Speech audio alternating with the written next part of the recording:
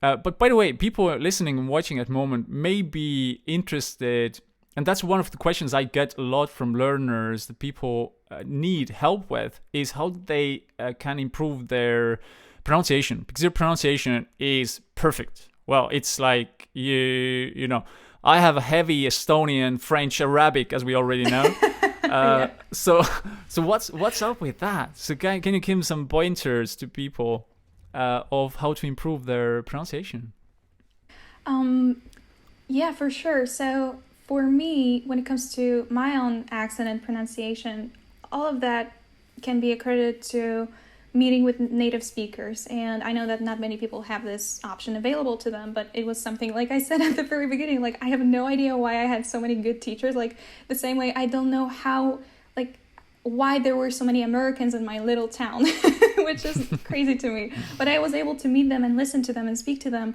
But even before I had classes with native speakers, I was just listening to a lot of native material, like native input, like American TV shows or American music, which I think many people do when they learn a foreign language. They immerse themselves in the culture, so they listen to the music, they watch the films, they watch the TV shows, but they don't actively practice their pronunciation if they want to sound native-like, or if they just want to practice their pronunciation, which I think can be improved by just saying things out loud all the time, like trying to mimic and imitate the sounds. One of the techniques that I use whenever I learn something in French is to always say it out loud. And whenever I listen to something and this word comes up, I always pause and I just try to say this in the exact same way that the French person said it. And I did the same with English, and I sometimes still, like, I learn Spanish, but it's not my priority at the moment, but I do that. And sometimes when I listen to music or I hear something in Spanish, I try to pronounce it in the exact same way. And I'm not perfect. It doesn't always come out perfectly.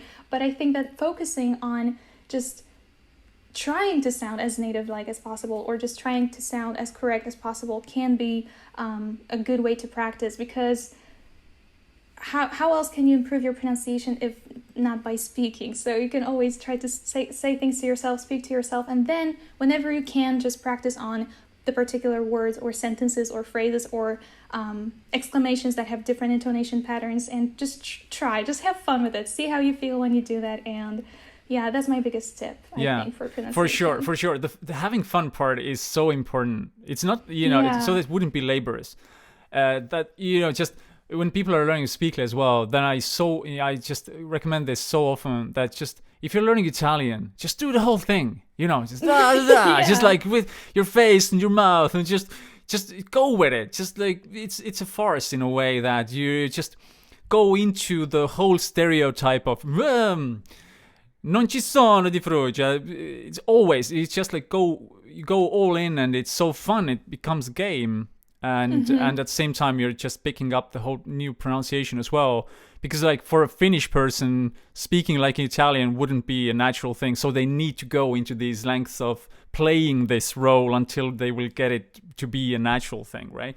Yes, and something that you also mentioned before, that when we speak a different language, like our facial expressions change. I think you also notice this, that when you speak a foreign language, your voice changes. Yep. Sometimes when I speak Polish, like I feel like my voice is a bit higher.